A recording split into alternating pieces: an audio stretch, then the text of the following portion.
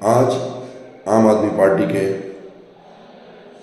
तेलंगाना के लीडर्स ने बीजेपी की हेड ऑफिस नामपल्ली पर धरना दिया है।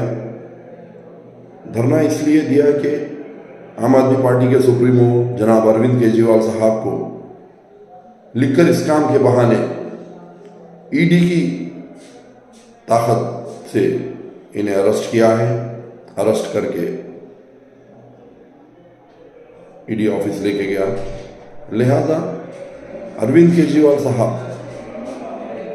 बार बार बता रहे हैं इंक्वायरी में हम सपोर्ट करेंगे, लेकिन जैसा मनीष सिसोदिया साहब को इंक्वायरी के बहाने अरेस्ट किया गया, संजय सिंह साहब को इंक्वायरी के बहाने अरेस्ट किया गया, क्योंकि ये इस काम कुछ नहीं है, इसका नाजायज फायदा उठा रहे हैं।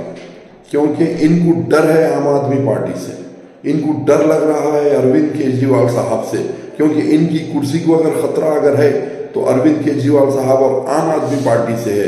वो डर की वजह से इन्होंने ईडी का बहाना, सीबीआई का बहाना बनाकर इंक्वायरी के नाम पर अरेस्ट कर रहे हैं। बार बार अरविंद केजरीवाल साहब ने कहा, कोर्ट को भी जाकर बताया कि मैं सपोर्ट करूंगा, मैं हर चीज में ईडी को जो हर चीज के ताल्लुक से, हर केस के ताल्लुक से हर बात रखूंगा, बताऊंगा, लेकिन मैं वीडियो कॉन्फ्रेंस के जरिए, क्योंकि साथ ही साथ ईडी, सीबीआई, हुकूमत सबसे बड़ी अवाम में हर चीज का खुलासा करना चाह रहे थे, लेकिन ये लोग को ये नहीं, ये लोग को केस करना नहीं, क्योंकि पिछले 2 साल से केस कर रहे हैं, 2 साल से इंक्वायरी कर रहे हैं, 2 साल से हजारों ऑफिसर कई रेड डाल दिए, लेकिन कुछ नहीं मिला है लोग।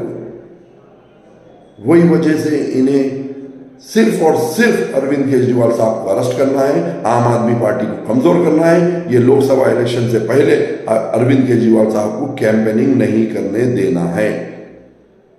खुली एक बात, कल ईडी ने कुछ अरविंद केजरीवाल साहब के प्रूफ कोर्ट के सामने, हाई कोर्ट के सामने रखेगा, तो जज साहब ने कहा बताइए हमें प्रूफ, तो ईडी कही है कहते कि नहीं, सबके सामने नहीं बता सकते। मैं आप लोग से पूछना चाह रहा हूं, जहां पर जज, जबकि हाई कोर्ट जज जहां पर बैठते हैं वहां अतराफ में कोई नहीं रहता। आप डॉक्यूमेंट्स बताना है, आप डॉक्यूमेंट बता डाल सकते। आखिर क्या वजह है जो अकेले में जज के सामने जज को लेके जाकर बात करें? हमारे को अदलिया पे भरोसा है, जजेस पे भरोसा है। आज जजेस को, आईपीएस, आईएएस ऑफिसर्स को डराया धमकाया जा रहा है। आखिर क्या हुआ अंदर नहीं मालूम। कोर्ट ने ऑर्डर दे दिया कि हम आपको अरेस्ट करने रोक रहा कौन?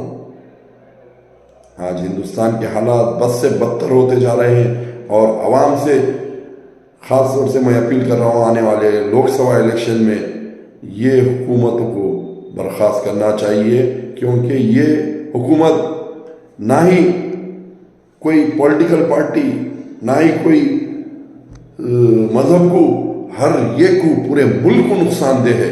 मुल्क कहाँ से कहाँ तक कहाँ चले आ रहा है। हमारे लोग बोलते थे, बड़े लोग, और हम किताबों में पढ़ा हिस्ट्री, जो हमारे भगत सिंह साहब, हमारे सदगुरु साहब, हमारे अशफाकुल्ला खान साहब, टीपू सुल्तान साहब को जेलों में डाला था, सजाएं दिए थे, वो थे बाहर के अंग्रेज। आज हमारे घर के अंग्रेज हमारे साथ, हमारे एक कट्टर ईमानदार लीडर को, जो गरीब आवाम को अच्छा एजुकेशन दे रहा है, जो गरीब आवाम को अच्छा इलाज कराया, उनका सफ़र आसान कर रहा है, उनको प्रोटेक्शन दे रहा है, उनके माशियत में सपोर्ट कर रहा है, माशी हालत ख़राब होने में। लेकिन ये दरिंदों को वो अच्छा नहीं दिख रहा है, क्योंकि इन्हें इनके जो आगाया हैं अडानी और अंबानी और ऐसे बड़े बड़े कारोबारियों को खुश करना है। ये आवाम को अगर आराम मिलेगा तो ये लोग खुश होने वाले नहीं। ये लोग खुश होंगे तो अडानी, अंबानी, ऐसे बड़े बड़े जागीरदारों से फ़ायदा होगा तो ये लोग खुश होंगे। लिहाजा मेरी आवाम से फिर एक बार अपील है कि आप लोग इस लोकसभा इलेक्शन में ये मुल्क के दुश्मनों को सबक सिखाएंगे। जय हिंद।